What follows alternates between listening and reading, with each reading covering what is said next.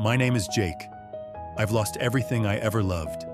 My mother, I can't escape the my fiancé, silence. my home. Grief is my curse, Every but also my memory gift. cuts like fire. I walk this broken world, carrying the weight of pain and helping others carry Still theirs. screaming in the choir. My chest is I am heavy, Jake. my hands I are am cold. Grief Guy. Grief is a story that never grows old. I won't let go, even in the pain. The Adventures of Grief Guy. Chapter 3. A Widow in Whisper Hollow. The town wasn't on any map Jake checked. Not that he checked often. A thumb on a highway. A name whispered by an old trucker. A gas station attendant who went pale when Jake asked for directions. Then just pointed toward the trees and said, "You'll know when you're there." That's how Jake ended up in Whisper Hollow. Population unknown, welcome sign rotted at the corners, and a silence thick enough to make your ears ring. The town sat in a cradle of mist, tucked between pine-covered hills like a secret it was ashamed to keep. He arrived just before dusk. The streetlights flickered. Every window he passed had the curtains drawn.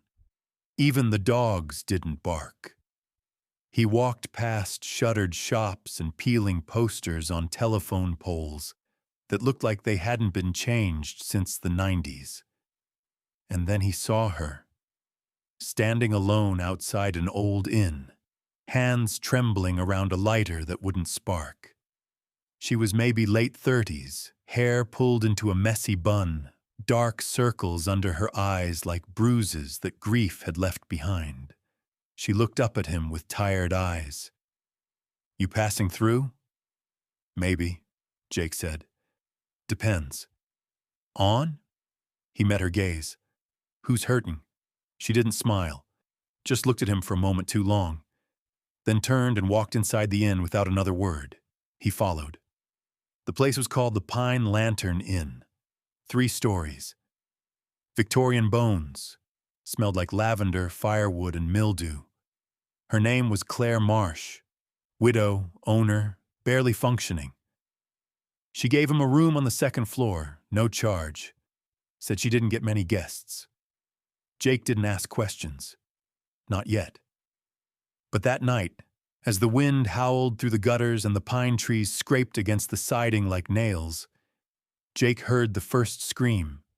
It came from the floor above. A woman's voice, piercing, shattered, then abruptly cut off, like a record needle pulled mid-song. He was out of bed and in the hallway in seconds. Up the stairs. Quiet. Controlled. No footsteps but his. But the 3rd floor was empty. Lights off. Dust undisturbed. And every room locked. He went back down. Found Claire in the kitchen, sitting with a glass of wine and a cigarette shaking between her fingers. "You heard it too?" she asked before he even spoke. Jake nodded. "How long's it been happening?" Claire laughed. A bitter, broken thing. "Since he died." His name was Michael Marsh. Husband, local handyman, fell off a ladder 2 years ago, broke his neck, died instantly, or so they thought. Because 3 days after the funeral, Claire heard him whisper her name at 3:03 a.m. Then came the footsteps, the slamming doors, her favorite records playing themselves, the smell of his cologne when she walked through empty rooms, and then the voice, begging, blaming, screaming. "Why didn't you catch me?" Jake walked the halls of the inn all night. He didn't sleep. The walls murmured. The cold spots followed him. Mirrors clouded over when he passed. He stood in the stairwell at exactly 3:03 a.m. and heard a man's voice behind him whisper, "She let me die." Jake didn't flinch. He just whispered back, Then show yourself." And the house obeyed. The windows burst open. Wind tore through the halls.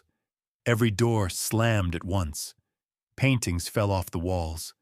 The chandelier above the stairwell swung violently, then snapped, crashing to the floor inches from Jake's feet. Claire screamed downstairs. Jake ran to her, found her in the kitchen, staring at the wall above the fireplace. It was bleeding, not blood, but black oil, thick, tar-like, dripping down from a spot where Michael's photo once hung. Jake reached into his bag, pulled out the only item that had ever truly felt like armor, his old, weathered Bible. Not for reading, just for remembering. He placed it on the mantel and whispered, "I know what this is." Claire looked at him, desperate. "Then make it stop." Jake stared into the flames of the fireplace as the oil hissed into the embers. "No," he said quietly. "You have to." She broke down. All the guilt came out. How she'd begged him not to go up that ladder. How she was too angry to speak to him that morning. How she'd thought about leaving just the week before. How she sometimes wondered if she had willed him to fall.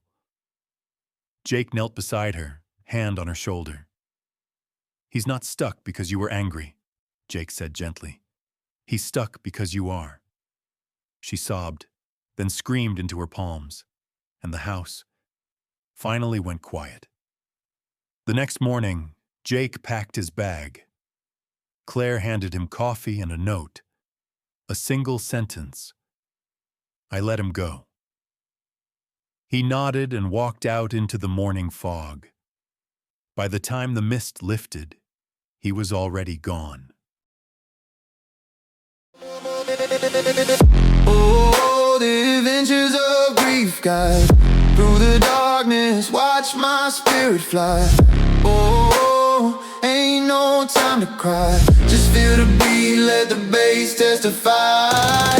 Yeah, I'm grief guide, taking sorrow to the club, turning teardrops into fire. Ain't no emotional scrub, yeah. Stepping into the last neon glow on my face, moving through the crowd, finding solace in this space. House beat steady pulsing, rhythm for the hurt. Sweating out the sadness, lifting up my dusty shirt. Got my headphones on, blocking out the judging stares. Embracing every broken piece, tackling all my fears. From the silent walks at dawn to the rave till early light. Three guys on a mission, making everything alright. Heartbreak on repeat, yeah, that's my daily tune. But every single teardrop fuels a deeper groove. So gotta face the shadows, gotta dance with the despair. Before the drop comes heavy, can you feel it?